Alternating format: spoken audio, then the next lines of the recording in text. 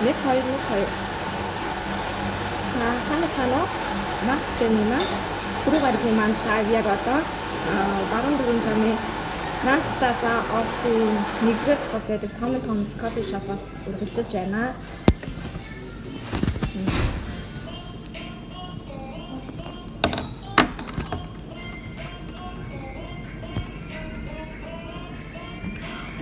За тэгэхээр миний зүгээс өнөөдрийнхөө лайвыг офис дээрээсээ хийсэнгөө за магадгүй яг одоо та бүхэн гарчгаас анзаарч байгаа баха. Кофе унгаа хуурч хөөрэй гэсэн сэдвээр өнөөдрийнхөө лайвыг эхлүүллээ. Лайвын маань хамгийн гол зорилго бол манай масктен дээр ирээд уулзж байгаа хэрэглэгчдийн маань зүгээс болон за манай масктений албан ёсны веб кодоос тэгээд ер нь бол масктен суралцаад ирсэн манай оюутнуудаас хамгийн их асуудаг масктен дээр ажиллаж байгаад ирсэн. За манай академийн төлөөлөгч нараас маань асуудаг биднээс хамгийн их асуудаг түгээмэл асуудаг асуултуудын талаар та бүхэндээ би айгүй энгийнээр ярилцъя гэж бодсон юм аа. Тэгээд масктенийхаа ажлынхаа доор байдаг. За баруун дөрвөн замын Grand Plaza-гийн 1 дахь байдаг Tom's Coffee Shop-аас та бүхэн өнөөдрийнхөө лайвыг эхлэж байгаа. За тэгэхээр Tom's Coffee Shop маань гэсэн ер нь бол та бүхэн мэдж байгаагаа ажилдаа үедээ бид нэг бас чөлөө цагаараа кофе унгаа ажиллаа хийхэд хамгийн гоё өвчин байдаг. Маш олон бизнесмэнүүд маань за тэгээд оюутан залуус маань Tom's-ыг үйлчлүүлдэг хаа гэж бодож байна. Тиймээс миний зүгээс ч гэсэн өнөөдрийнхөө хуваарт лайвыг Tom's Coffee Shop-аас хийж амаа. За тэгэхээр би лайв дээрээ өнөөдрийнхөө лайвыг магадгүй та бүхэн маань аягүй сайн хадгалаад аваарай, сейвлээд аваарай, шеэрлээд аваарай гэж хэлье. Учир нь дараа нь бас энэ лайваа би подкаст хэлбэрээр за YouTube сувг дээр оруулах болно. Яагаад гэвэл Филиппинд сурахаар сонирхож байгаа, Филиппинд англиар сурахаар сонирхож байгаа оюутан залуусын хүмүүсийн хамгийн асуудал түгээмэл асуултуудыг би өнөөдөр бэлдээд та бүхэндээ бас хэрэгтэй болов гэсэн үгнээс явуулж байгаамаа. Тэгэхээр яг хуу коммент бичихгүй байж болно. Хэрвээ та бүхэн маань эсвэл лайва бүтэн тавтай аягуулсан сонсоорой. Магадгүй дараагийнхаа маргааш бас би та бүхэндээ Их Монголын мэрийн сарны 7 дээрээс яг өнөөдрийнхөө ярих сэдвээр за эфир сонсогчдоо бас жолооч нартаа зориулаад лайва эфемээрээ бас шууд амжуулах болно. Хүмүүний салаач юм биш үү? Салаад. За тэгэхээр Филиппинд бол англиар сурахаар сонирхож байгаа маш олон хүүхэд залуус манамаас академи маань төв офс дээр өдрөө алга ирж байгаа. Бас аав ээж нар маань, хуваарай бизнес эрхлэгч нар маань, компани удирдлагууд, яам агентлаг ард хэлцийн ажилтан албан агчид маань гэсэн манамаас академи дээр өдрөө алга бидэртэй ирээд уулзж байгаа. Тэдгээр бүх хүмүүсийн маань хамгийн асууж байгаа асуулт гэвэл за ерөнхийдөө би та бүхэнд асуултуудаа бэлдээд ирсэн байгаа. Тэгээд энэ асуулт нь бол миний зүгээс ямар нэгэн албан ёсны төлөөлөгч гэдэг утгаараа биш, агентлаг зуучлагч гэдэг утгаараа биш. Яг би өөрөө Филиппинаас 6 сар ирээд явсан хувь хүнийхээ үүднээс та бүхэндээ бас асуултуудад нь зөвлөгөө маркаар бэлдээд хариулах юм аа. Тэгээд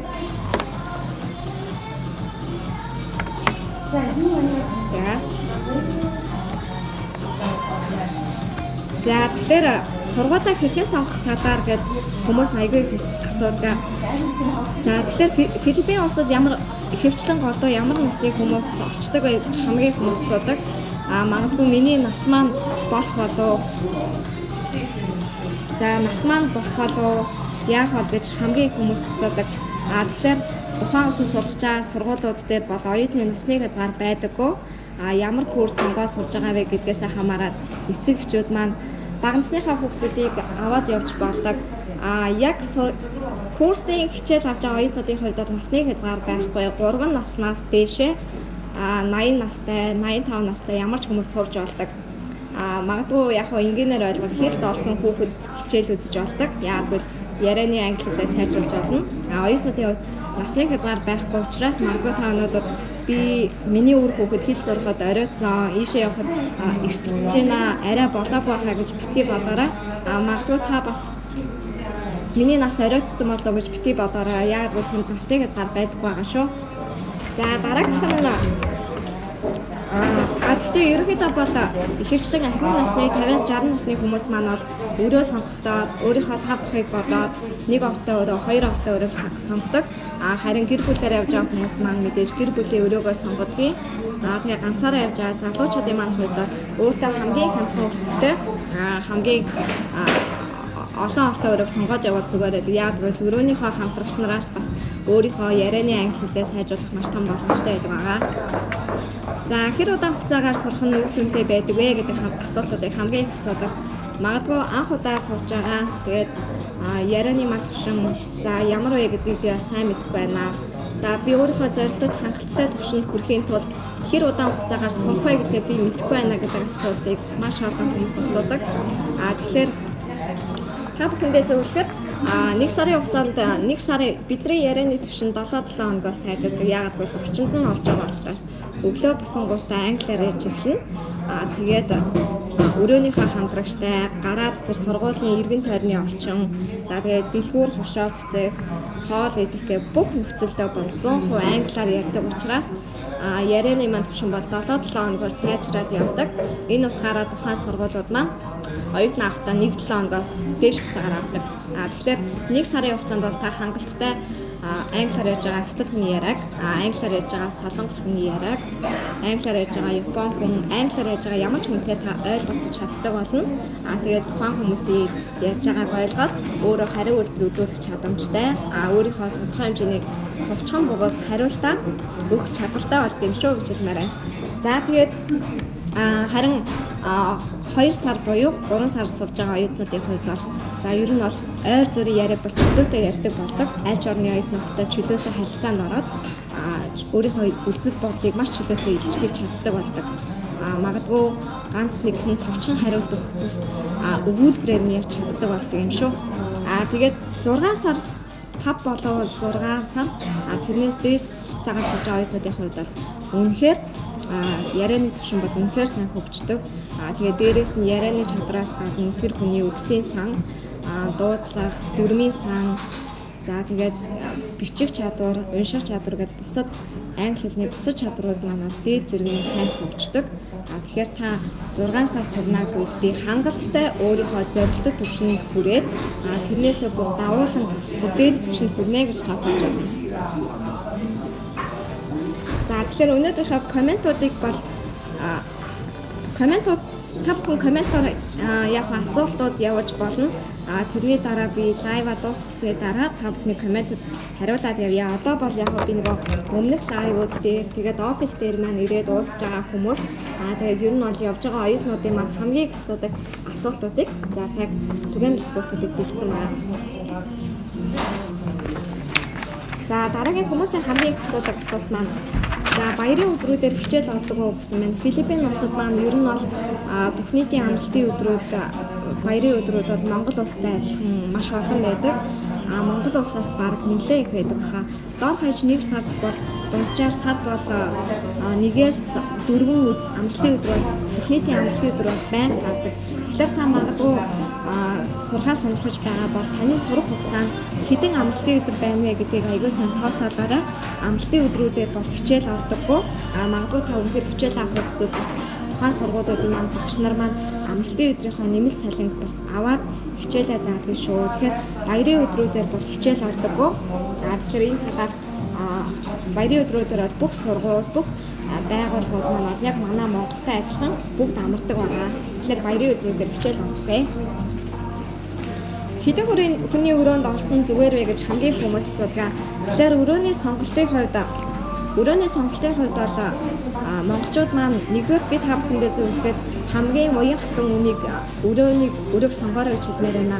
4 ортой өрөө, 4 ортой өрөөг бол монголчууд нийтлэг сонгодог. 4 ортой өрөө буюу 3 ортой өрөө олон хүнтэй өрөөнд орсны давуу тал нь мэдээж таны ярианы англи маш хурцтай сайжирдаг. Тэгээд дээрээс та бас бусад орны найзуудтай болно. Гадагшаа аялахдаа дээрээс нь арай ганцаардахгүйгээр за маш олон орны найзуудтай бол чадвартай, чадамжтай болдог шүү. Тэгэхээр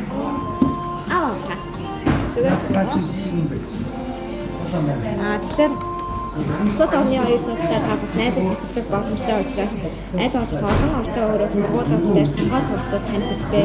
Нэгдүгээр төлбөр нь маш хямдхан тусдаг.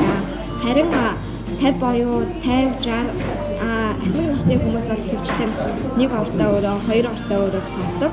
Өөрсдийнхөө тав тухтай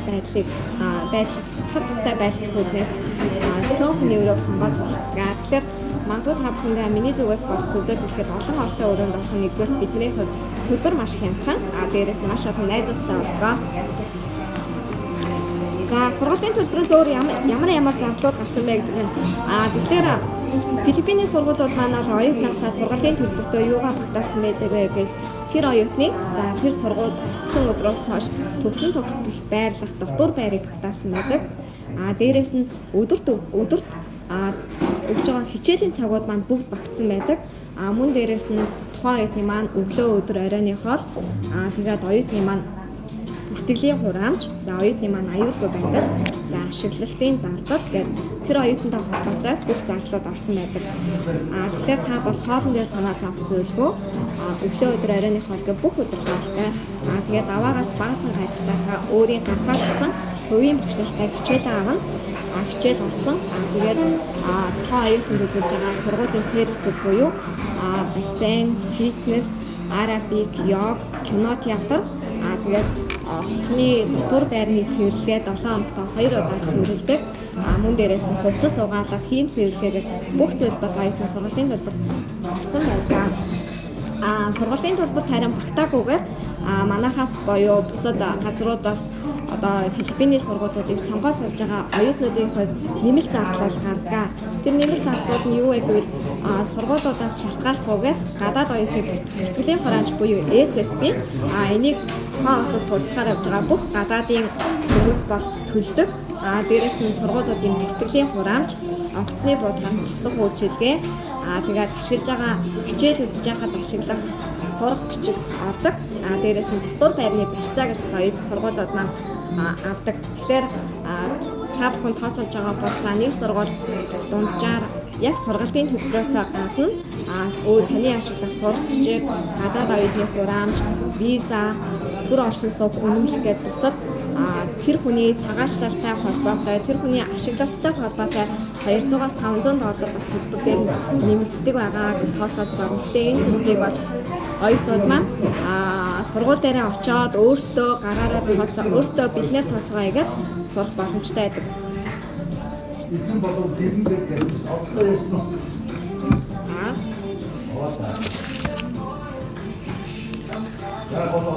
За монголчууд виз авах шаардлагатай юу гэсэн байна. Филиппин улс руу явж байгаа бүх монголчууд маань 30 хоногтой визгүй байдаг. Зарим хүмүүс бол бидэртэй уулзахдаа 21 хоног байдаг гэж дуулсан гэж ярьдаг. Үгүй юм шүү. Монголчууд маань тухайн улсад 30 хоног визгүй зорчих эрхтэй байдаг. 30-аас дээш хоногтой бол 30-аас дээш хонож байгаа бол 60 хоног дотроо виз авах шаардлагатай.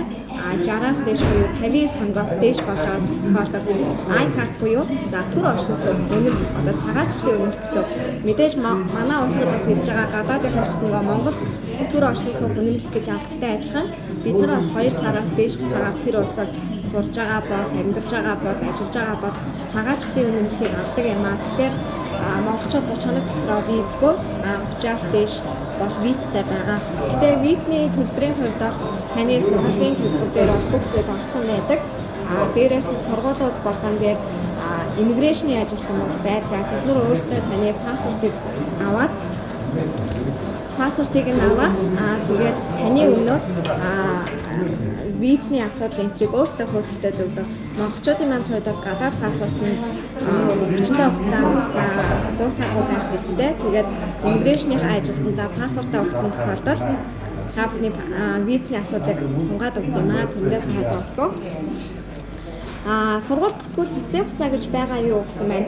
За яг нь сургууль болгон дээр бүртгүүл хэцээ хугацаа гэж байдаг. Тэр болохоор зарим сургууль болгон дээр өөр байгаа. Зарим сургууль бол сургууль дээр очих өдрөөсөө 4-7 хоногийн өмнө буюу сарын өмнө бүртгүүлээд бүртгэлээ баталгаажуулсан байхыг шаарддаг. Зарим сургуулиудын хувьд бол 3-7 хоногийн өмнө төлбөрөө 100% шилжүүлээд бүртгэлээ баталгаажуулсан байх шаардлагатай байдаг.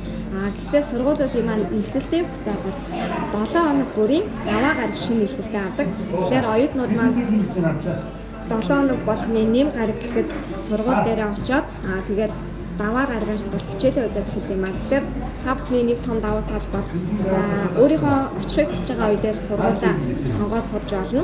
Магадгүй та 4 сарын 1-ээс сурах сонирхолтой бол 3 сарын 2-оос сурья гэсэн төлөвлөгөөтэй бол одооноос бид нар дээр ирээд манай масктэнтэй ирээд уулзаад сургууль дээр өрөөгөө захиалаад бүртгэлээ баталгаажуулаад сураарай гэж зөвлөмөр байна. Тэгэхээр сурах цаг бол оюут маань өөрөө сонгоно. Жишээлбэл би 100 сурах сонирхолтой байвал 100 би өссөн үедээ явж болно. 4 сар сурах хугацаатай байвал 4 сар явж болно.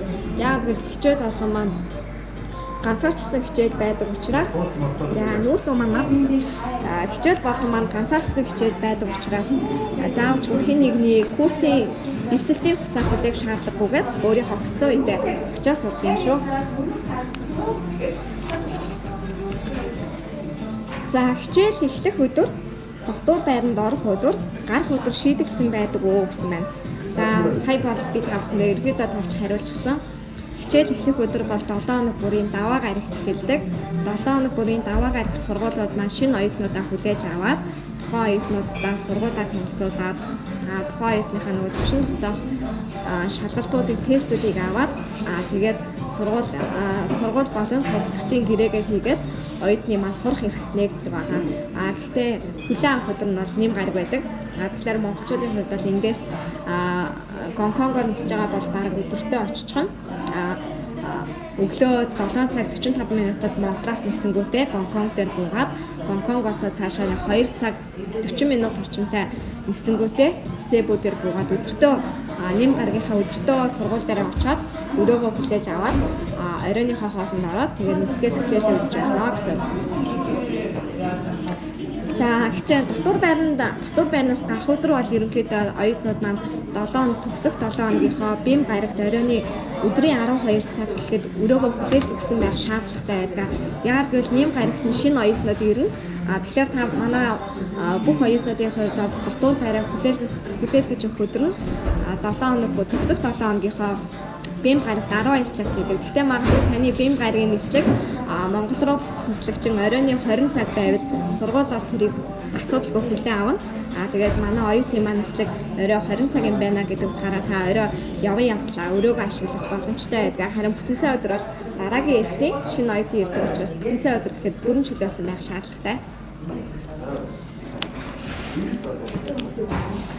За англиар бүр огт ярьж чадахгүй ч зүгээр үү гэсэн байна.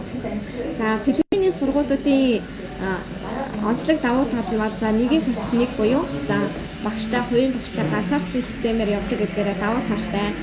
Тэгэхээр сургуулиуд маань бол зарим сургууль бол бүх хичээлийн цагаар 100% ганцаарчилж өгдөг. Зарим сургууль маань нэг хичээлийн цагийнхаа 80-аас 90% ганцаарч өгдөг учраас та бүхэн магадгүй би англи хэлний ямар ч мэдлэггүй. Одоо тэгээд очингуудаа ингээд ямар ч мэдлэг болохоор яг сурах болов яаж багш нартайгаа ойлголцох болоо гэж маш их асуудаг. Тэгэхээр энэ дээр битгий санаа зовоорой. Тэгэхээр маш олон хүмүүс ABC-гээс их заалгадаг. Багш нарын давуу тал нь Америк англи багш нарыг бодвол заах арга барил маш сайтай. Тэгээд жүжигчилсэн айгуус чин сэтгэлээсээ заадаг body language болохоор зураач хамаагүй оюутнуудаа хичээлийг нь ойлгуулдаг чадвартай. Тэгэхээр энэ бол та англи огт мэдгүй байсан ч гэсэн за сурч чадах болов гэж битгий санаа зовоорой. Маш олон монголчууд та бүхэнтэй тантай адилхан анхан шат насны хэл сурж байгаа. За нийт сурж байгаа 100 Япон, Солонгос, Тайван, Вьетнам, Орос, Араб, Индик, Казахстан оюутнуудын нийт сурж байгаа. За тэр улсад очиж байгаа, тэр Филиппиний англи хэлний сургуулиуд дээр очиж байгаа нийт сурагчдын бараг 70% нь бол анхан шатны түвшний оюутнууд байдаг. Үлдсэн 30% нь бол IELTS-ийн түвшний, академик түвшний оюутнууд байдаг юм аа. Тэгэхээр бүх санаа зовоорой. За хэлж очиж байгаа оюутнуудын хувьд. За дараагийн бүснийг асуулт маань анх би анх удаа гадаад явах гэж байгаа болохоор жоохон айгаад байна гэсэн мэн. За Себу хотод маань Филиппин улсын Себу хотод маань та бүхэнтэй адилхан анх удаага гадаад явж байгаа. За магадгүй Монголоос анх удаа гадагшаа гарч байгаа маш олон хүмүүс очтоо. Тэгэхээр Себу хот маань аюулгүй байдалтай бол үнэхээр дээд зэргийн найдвартай ус. Тэгээд магадгүй тухайн Филиппин улсын сургуулиудын маань давуу тал маань анх удаа гадагшаа явж байгаа оюутнуудад чиглэсэн анх удаа ингээд хилээ сайжруулах явж байгаа. Нутгаас анх удаа гарч явж байгаа маш олон хүмүүс байдаг. Тэгэхээр та энэ дээр битгий санаа зовоорой. Магадгүй та өнөөдөр айгаад байна. Ганцаараа юм чинь анх удаа юм чинь чадахгүй байхаа гэж хойш тавиад байвал нөгөө л нэг байрандаа байх болно. Тэгэхээр нэг удаа зориглоо өөрийнхөө ирээдүйн төлөө, өөрийнхөө хүсэл мөрөөдлийн төлөө за энэ алхмыг хийгээд үзээрэй. Үнэхээр гоё шүү гэж хэлмээр байна. Тэгээ магадгүй та гадагшаа хэл сурахаар явж байгаа анх удаа гарч байгаа хүний хувьд ямар ч хэлгүй жигшээл мэдээж таарна. Монгол улсын хэлээр гарангуут ерөөс англи хэл хэрэг болно. Эндээс очихдоо бол айгүй дотроо айцтай яваад очдог. Харин төсөөд ирэхдээ бол үнэхээр сэтгэл хангалуун байдаг юм аа. Тэгэхээр анх удаа явж байгаа монголчууд байгаа бол бүр санаа зовоорой гэж хэлмээр байна. Тэгээд би бас анх удаа бас явсан. Тэгэхээр бас манай офс дээр ирээд надтай уулзаад бас яг айган гэдэг хуваар маань биш, албасны төлөөд гэдэг хуваар маань биш. Яг хувь бүхэн талаас нь надтай уулзаад зөвлөгөө авч байна. Сургуулийн C зургийн хэмжээ ямар байдгийг юм бэ гэсэн байна. Сургуулиудын маань Филиппин улсын сургуулиудын C зургийн хэмжээ бол яг 4-4 5x5 хэмжээтэй C зургийг ашигладаг. Энэ 5x5 хэмжээтэй C зургийг юунд хэрэглэх вэ гэвэл таны оюутны ID картн дээр хэрэглэнэ. Тэгээд тухайн сургуулиудын маань оюутан маань ямар нэгэн activity арга хэмжээнд оролцоод уралдаан тэмцээнд төрөөсөн тохиолдолд оюутныхаа репорт буюу мэдээллийн санд хадгалдаг байгаа. Тэгэхээр эндээс явж байгаа хүмүүс маань магадгүй та 6 авахулаад явахыг хүсвэл 5x5 хэмжээтэй 2% C зургтай яваарай гэж зөвлөе. C зураг авах чадаагүй бол бас битгий санаа зов. Сургууль болгон дээр оюутныхаа C зургийг дарах үйлчилгээ байгаа. Сургууль болгоны стаф оюутныхаа C зургийг дардаг бүх юмыг нь бэлдээд өгдөг учраас санаа зовхгүй. Монголоос өөр газраас Филиппинд очиж сурч болох уу гэсэн байна. Яг та дараах институтад бол Филиппин улс руу шууд очиж сурах боломжтой. Та мэдээж таны пассворт Монгол улсын харьяалалтай байвал аль ч улсаас ирсэн, аль ч орноос Филиппин руу ниссэн тухайн пассворт чинь бол 30 хоногийн дотор визгүй гэдгээрээ танд бол үйлчлэн. Тэгээд Филиппин руу бол Монголоос өөр бусад улсаас маш олон монголчууд очдог байгаа шүү. Тэгэхээр ялангуяа Япон, Тайван, Таиланд, Вьетнамаас болон нисгэд бол маш ойрхон Солонгосоос ердөө 2-3 цаг нисээд ирдэг. Хэлбэрийн хувьд бас маш хямдхан байдаг учраас та өөрийнхөө байгаа орноос Филиппин руу шууд очиж сурч болно. Төлбөрийн үн ямар вэ? Төлбөрөө сургуультаа очсон хойноо төлж болдог уу гэсэн байна. Төлбөрийн хувьд бас би түрүү хэлсэнтэй нөгөө яг сурах хугацаанаас 3-7 хоногийн өмнө төлбөрөө 100% шилжүүлсэн байх шаардлагатай байдаг. Гэхдээ та магадгүй урт хугацаагаар сурах сонирхолтой. Тэгээд маш урт хугацааны мөнгө бэлэн байхгүй тохиолдолд бага сараар 1 сараар хугацаагаа сонгоод очиод бас бидэртэй эргэж холбогдоод сургуулаа ингээд хугацаагаа сунгаад төлбөрөө хуваагаад хийх боломж байдаг шүү гэж хэлмээр.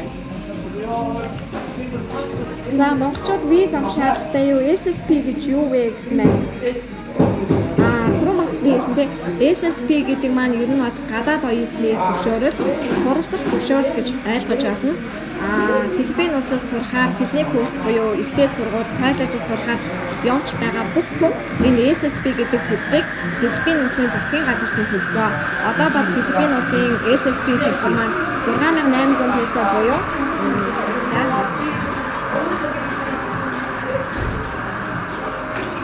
за SSP 6800 песо буюу за доллараар бол $136 байгаа юм байна. Энэ мөнгийг бол заавч суралцахаар авч байгаа бүх оюутан төлдөг. За нэг сар дотор бол монголчууд виз авах шүү. За онгоцны ачааны жингийн хязгаарлалт хэд вэ гэдэг хүмүүсийг бас яг онгоцны ачааны жингийн хязгаар нь хэдэн килограмм байдаг вэ гэдэг асуултыг нэлээд хүмүүс асуудаг. Мэдээж корен ирээр явж байгаа бол лимит нь 23 кг. Ачаа бол 23 кг. Харин гар тийш бол 7 кг байгаа. Гэхдээ та гар тийшэндээ шингэн зөвлөлт битгий хийгээрэй. Магадгүй бүсгүүчүүд маягт нөгөө нүүрний сүүн шингэн, тоник, нэртэй ус, усны спрей гэх мэт шингэн зөвлөлтөө, лосон гэх мэт зөвлөлтөө тийшэндээ ачаандаа хийгээд яваарай.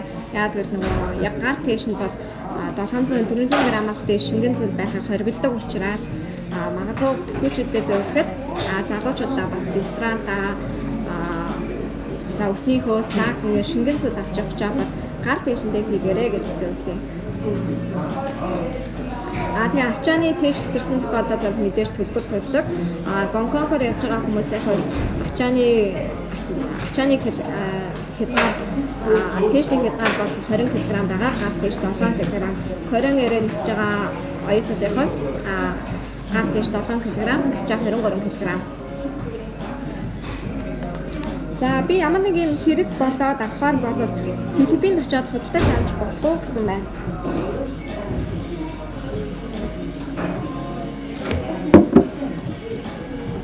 За тэгэхээр баг бүх хэрэгтэй зүйлсээ бол та бүхэн Филиппин улсаас очиод худалдаад авах боломжтой. Тэр манай улсаас илүү бараа бүтээгдэхүүний сонголт бүр маш их байдаг. За эмэгтэйчүүдийн хувьд бол шампунь, саван, за ахын хэрэглээ, за хувцас зэрэг одоо нөгөө бидний хэрэглэдэг үн хямдхан за дэлхийн брэндүүд бол маш их байгаа. Mango, Zara, H&M, Terranova, Uniqlo, за Calliope, Forever 21 гэдэг Adidas гэдэг брэнд маань тэнд байдаг. Одоо Монголд байгаа хамгийн ихэнх Terranova уртал энэ айгүй их байдаг. Тэгэхээр та бүхэн маань хус худалдаж авахар болов дээрээс нь гоо сайхны бүтээгдэхүүн өөртөө хэрэгтэй одоо power bank утас гэх мэт янз бүрийн авахар болов Филиппин улсад бол маш их сонголттой байдаг.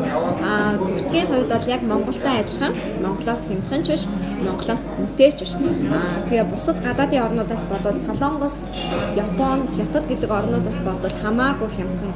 Гэхдээ Монголтой бол ер нь адилхан байгаа. Тэгэхээр та яг зөвхөн таны арьсан тохирдог гоо сайхны бүтээгдэхүүн эсвэл Монголоос өөр хаач худалдаалагддаггүй онцгой бүтээгдэхүүнтэй байгаа бол тэрийг эндээсээ худалдаад аваад явахыг зөвлөж байна. Харин бусад өргөн хэрэгцээний бараа бол тэр манахаас илүү сонголт ихтэй. Тэгэхээр тэн дээр битээ санаарай. Ямар зүйлс авч явбал зүгээр вэ гэсэн байна. Мэдээж гадаад паспорт бол 8.1 хэрэгтэй. Гадаад паспортаа та бүхэн өөртөө бас дахин 1% хэвлээд аваад явчихаараа ер нь бол альва юмд бол найдвартай батарааны байх хэрэгтэй. Тэгэхээр гадаад паспорт аваад яваарай. Гадаад паспортын хүчинтэй хугацаа Филиппин улсаас сураад төгсөөд гараад ирэхээс гараад ирэх хугацаанаас дараа 6 сарын хойно дуусах хэрэгтэй. Миний хувьд 2020 оны 3 сарын 2-нд би сургуулаа төгсөж байгаа бол миний паспортоор хэж 2020 оны 9 сар хүртэл хүчинтэй байх шаардлагатай байдаг. За тэгээ онгоцны виза авч явна. Визэг бол бүгдээрээ мэдээж ингээд онгоцны виз 1000 тонн буйн хааны онгоцны буудлын дээрээс бол бид нэг ингээд визэ бичүүлээд аваад явдаг. Тэгэхээр онлайнаар виза захиалсан бол e-ticket та бүхэн заавалж авч яваарай. Тэгээд виз бол хоёр талын виз хэрэгтэй. Очих виз, буцах виз. Буцах визгүй бол бас хэлээр таны нэвтрүүлэхгүй шүү. Мэдээж бид нэр Филиппинд харлаад үзчихнэ гэж юу байх вэ? Хэлээр хэлж тухайн улсын хуулиар орох визнээс гадна Филиппин улсаас буцах виз нь байж орох байгаа.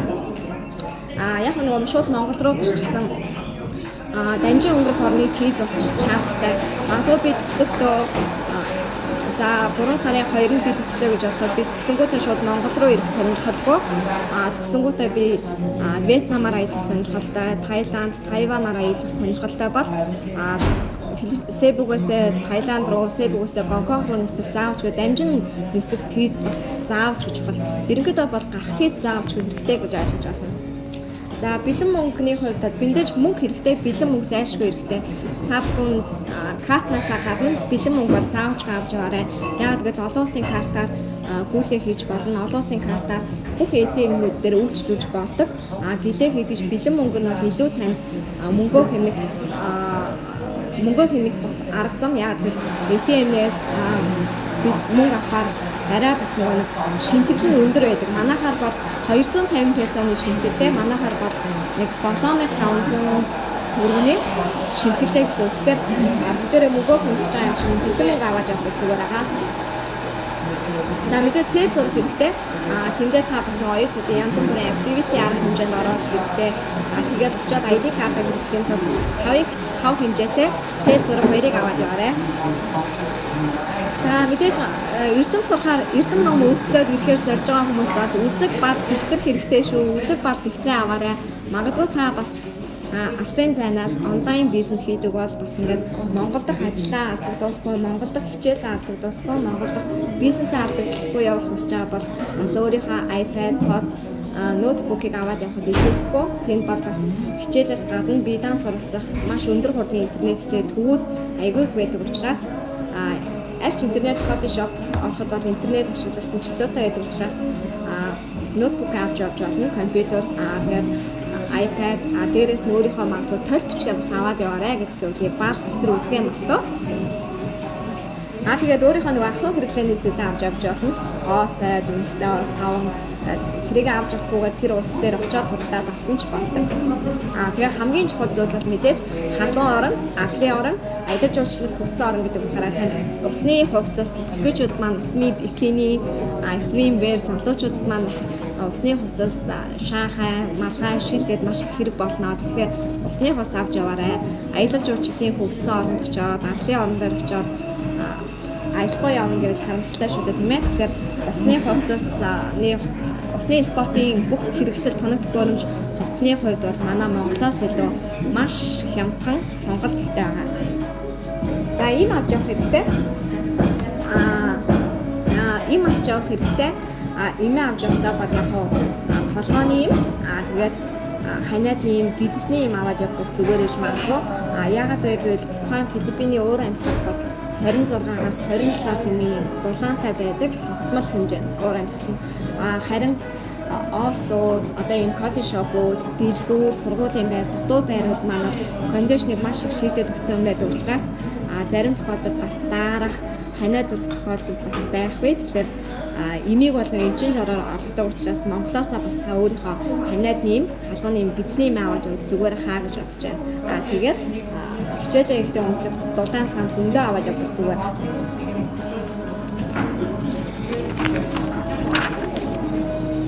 За зөвхөн нэг талын онгоцны плеттэй очиж болох уу гэсэн маань. Тэгэхээр зөвхөн нэг талын онгоцны плеттэй очих боломжгүй, хоёр талын онгоцны плеттэй явна. Монголоос Себу руу нэвтрэх тийз, тэгээд Себугаас гарах тийз бол зайлшгүй хэрэгтэй. Дээрээс нь энэ багцны хүүхд дагуулж явж байгаа хүмүүс яхаа хүүхд нь таны төрсөн хүүхэд биш бол тэгээд төрсөн хүүхэд нэг овогтой, нэг эцэгхийн овогтой биш бол зайлшгүй Филиппиний хэл дээр хүүхэд дааж явж байгаагийн ань насны баталгаа гэж 3500 песо хураадаг байгаа шүү. За Монгол мөнгөөр бол $75 гэсэн. Тэгэхээр энэ ямар хүмүүс хамааралтай вэ гэвэл ачхноо дагуулад явж байгаа өвөө, эмээ, зээ, дээрээс нь овг ондоотой ихч дүүс, тэгээд дээрээс нь магадгүй та өөрийнхөө үеэлээ, ихчийнхаа хүүхдийг, хамаатныхаа хүүхдийг, найзынхаа хүүхдийг итгэмжлэг хэлгээд батлан дагаад явж байгаа тохиолдолд бас яг Себу Филиппин улсын хэл дээр танаас 3500 песо буюу $75 авах шүү. Тэгэхээр тэрийг бас та бүхэн тооцоолоод яваарай. Харин төрсөн аав ээж нь өөрсдөө хүүхдээ дагуулад явж байгаа тохиолдолд ийм төлбөр бол гарахгүй. Онгоцны буудлаас шөнө хэдэн цагт байсан хамаагүй тосч авдаг уу гэсэн байна.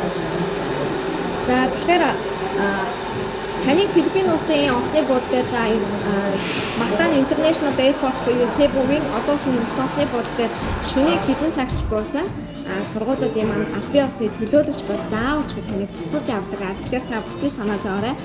Магадгүй таны нислэг шөнийн 3 цагийн 4 цагийн нислэг байсан ч гэсэн сургуулийн Себугийн хэлээр гарангуй сургуулийн маань онгоцны буудлаар гарангуй нөгөө төлөөлөгч нар маань ингээд сургуулийнхаа хайцыг ингээд барьчихсан. За одоо тэр сургууль Kuku English, SMEC, NIS, 3D Academy гэх мэт пайзаа барьсан төлөөлөгч нар байдаг. За тэр за ялангуяа манай Mass Academy Монгол дөрөв хувцастай манай Mask Academy Монгол төлөөлөгч нар маань яг тайзан бариад зогссон байж байгаа. Тэгэхээр тэндээр бол та бүхэн санаа зовоорой. Шөнийн хэдэн цагт очсон? Таныг заавалж бодсон. Харин сургуулаа төгсөөд буцалтаа бол оюутнууд маань өөрсдөө бас явдгийг шүү гэдгийг би та бүхэндээ сануулъя. Онгоцны буудлаас анх хийж байгаа хүмүүсийн хувьд бол сургууль төгсдөг. Харин төгсөхдөө бол оюутнууд маань өөрсдөө явдаг байгаа.